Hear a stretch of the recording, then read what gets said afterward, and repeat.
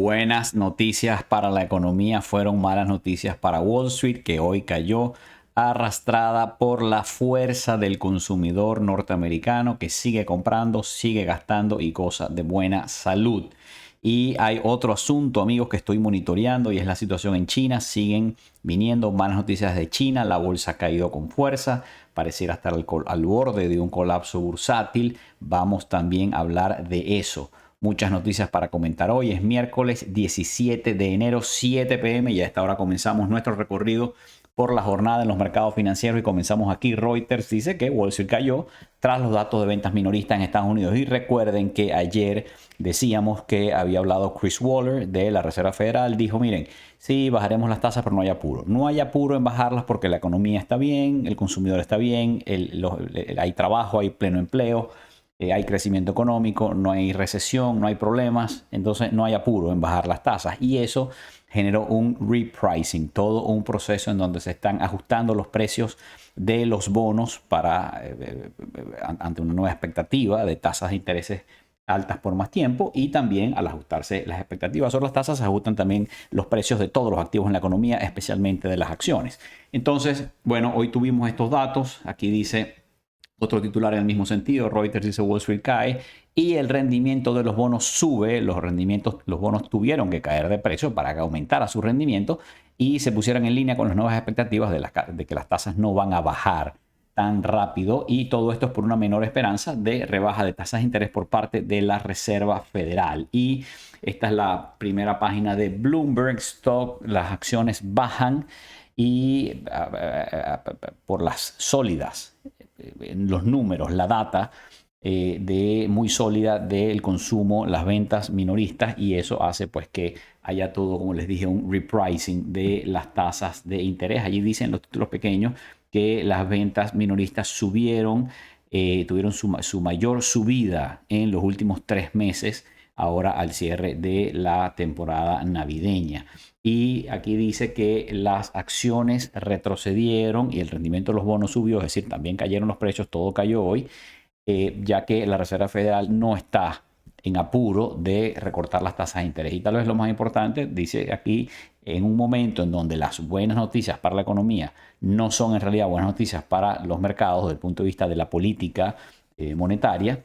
Una lectura muy fuerte de lo que fue la actividad de las ventas minoristas lo que hizo fue aumentar las preocupaciones sobre esta visión tan exuberante que tiene Wall Street sobre el futuro y la rebaja de las tasas de interés. Y bien, aquí está en español. Reuters dice los rendimientos en Estados Unidos suben porque los datos económicos enfrían las expectativas de recortes de tasas. Es lo mismo que hemos estado hablando. Aquí están los bonos del Tesoro. Fíjense la columna a la derecha, todo en verde, porque subieron los rendimientos de los bonos, es decir, subieron las tasas de interés en la economía. Recordemos que los bonos de interés son la guía para el resto de las tasas de interés que se mueven en la economía, y el bono más importante para los mercados financieros, el bono de 10 años, cerró en 4.10, casi 4.11, subió 4 puntos básicos hoy, pero fíjense que el bono a 2 años, que es mucho más dependiente de la política monetaria de la Reserva Federal, de las tasas a corto plazo, estuvo aún más volátil y hoy subió 13 puntos básicos, cerrando en 4.36.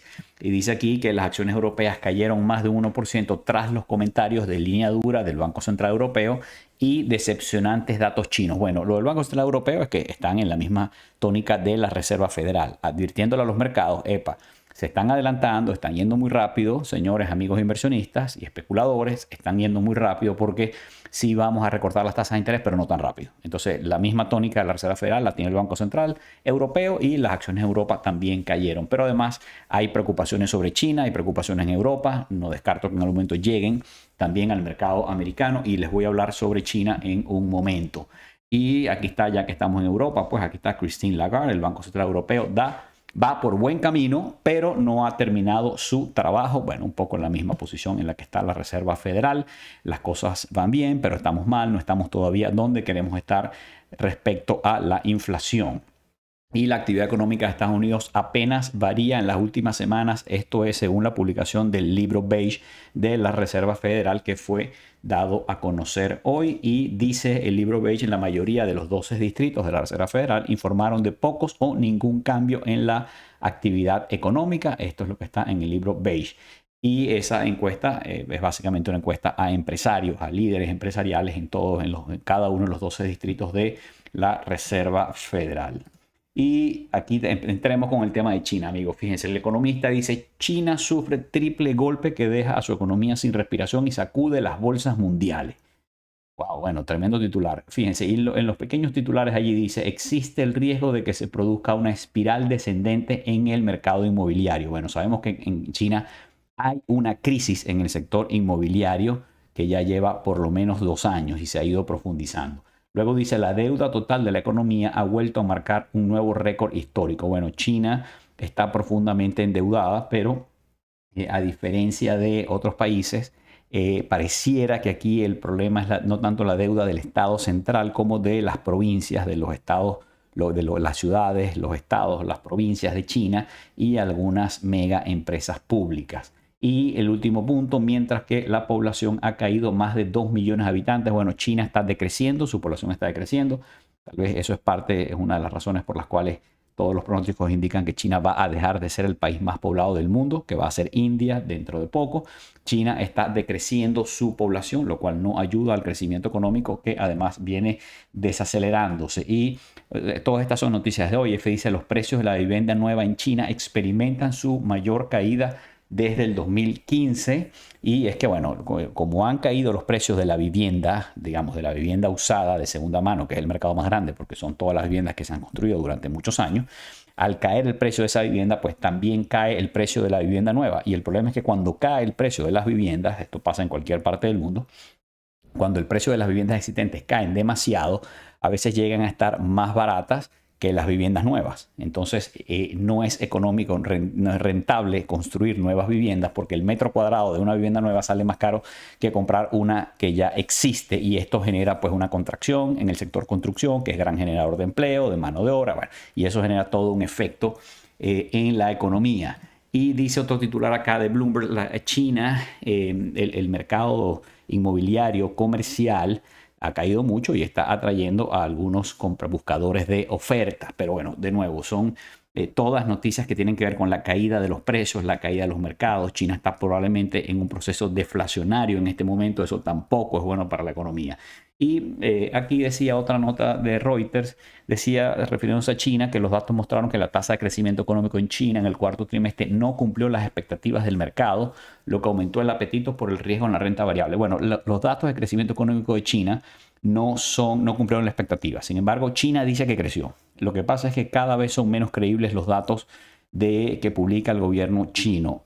Con el tiempo, en vez de hacerse menos opacos, se han hecho más opacos, y hoy en día ya nadie sabe qué creer ni a qué tasa realmente está creciendo la economía china. Y dice allí, los valores de lujo expuestos a China, incluidos Louis Vuitton, Moet Hennessy, Kering y Richemont, cayeron entre un 2,4 y un 3,5% respectivamente, mientras que los automóviles retrocedieron un 2%. Y bueno, fíjense, esto es un gran tema.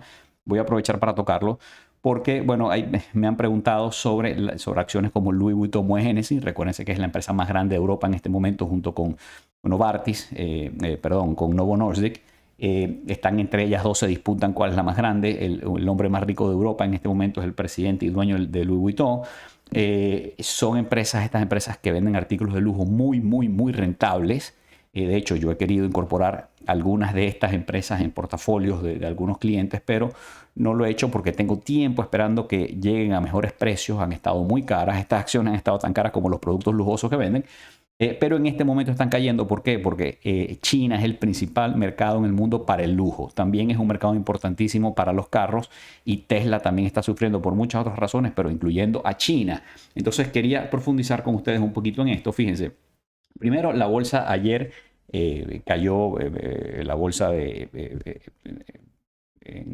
no Shanghai, sino Hong Kong. La bolsa de Hong Kong, discúlpenme, cayó ayer cuando la revisé a medianoche antes de dormirme, estaba 3% abajo, cerró más o menos ahí. Ahora lo vamos a ver en el recorrido de las bolsas del mundo. Pero aquí les tengo una lista de algunos ETF que cotizan en Nueva York, que yo sigo cuando quiero ver un poco cómo están las cosas en China. Hoy cayeron con fuerza. Entonces, el ETF más popular en Nueva York para que los inversionistas norteamericanos o cualquiera de ustedes pueda invertir en China es el iShares MSCI China ETF, que es ese primero que está ahí. Lástima que no salieron los tickers, pero el símbolo de este es MCHI. Y ese es el más popular, es el más grande en tamaño. Y bueno, como vemos, cayó hoy más de un 2%, pero además está 34,6% por debajo del punto más alto que tocó este año, en el último año. Entonces, una caída muy grande, es una de las bolsas de peor rendimiento en el mundo, y de las grandes bolsas, de las principales bolsas del mundo, es la de peor rendimiento. Y ahí ven otros ETFs chinos y todos están pues, más o menos por allí, han caído un 30, 33, entre un 30 y un 40%. Está muy afectada esta bolsa. ¿Y cuál es la preocupación? Bueno, que China ya ha estado en una crisis inmobiliaria, ahora está al borde de un colapso bursátil, y la preocupación es que esto se pueda convertir en otra cosa. Por ejemplo, que se pueda convertir en una crisis financiera. No necesariamente, a ver, los bancos han resistido la crisis inmobiliaria, que usualmente afecta muy duro a los bancos. Ahora están lidiando con una crisis, un colapso bursátil.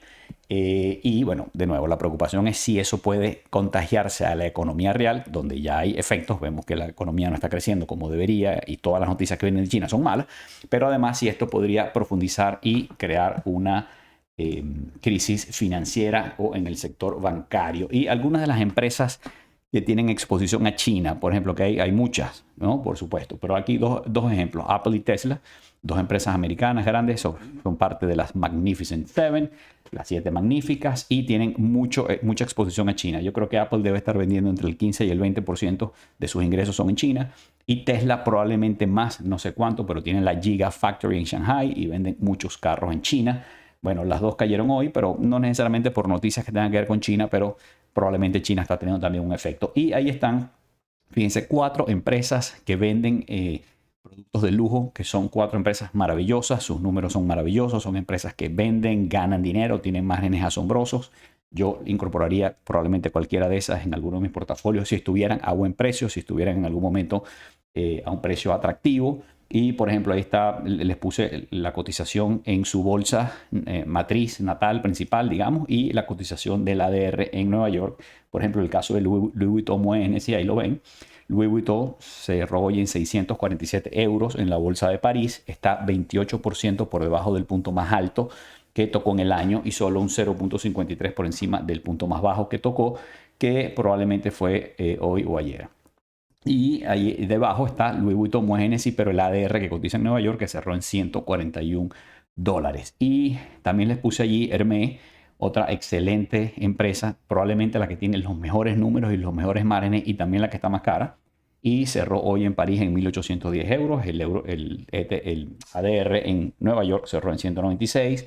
Ahí está Richemont, que tiene, entre otras marcas, Cartier, Van Cleef y muchas otras. Estos son conglomerados en realidad de marcas. Y luego está Kering, que tiene Gucci y Montblanc y otras marcas. Son 4 grandes empresas de artículos de lujo. Están golpeadas ahorita por la crisis en China. Todavía no creo que estén en niveles suficientemente atractivos, por lo menos para mí, pero las estamos monitoreando. Y estamos monitoreando todo el tema de China. Me devuelvo aquí, China, porque aunque China para muchos es un sitio donde no se debe invertir, yo tengo bastantes reservas con China, pero bueno, si se produce una crisis, un colapso, podrían conseguirse algunas oportunidades de inversión. Podría condicional, hay que esperar el desarrollo de los acontecimientos, por ahora lo estamos monitoreando. Y aquí Bloomberg, otra noticia que tiene que ver con Apple. Apple tiene que dejar de vender los relojes que tienen estas cosas que le miden a uno el oxígeno en la sangre. Y bueno, una lástima, pero es todo por una disputa de patentes entre Apple y Massimo. Y bueno, Boeing, otra empresa por cierto, Boeing, que tiene exposición a China, Boeing y Airbus, las dos grandes empresas que hacen estos aviones, pues necesitan el mercado chino. Ambas compiten, los americanos y los europeos, por el mercado chino. Y Boeing está en grandes problemas y ahora tiene esta nueva noticia negativa, y es que Blinken estaba en Davos y no se pudo regresar en su avión con su comitiva y su equipo porque su 737 pues tuvo un desperfecto, una falla, una filtración de oxígeno o algo por el estilo. Ahí está mi correo electrónico, amigos. Por favor, recuerden suscribirse a mi canal de YouTube, darle like a este video que me ayuda a que más gente lo vea. Y vamos ahora con el cierre de las bolsas. Bueno, todo en rojo como pueden ver allí.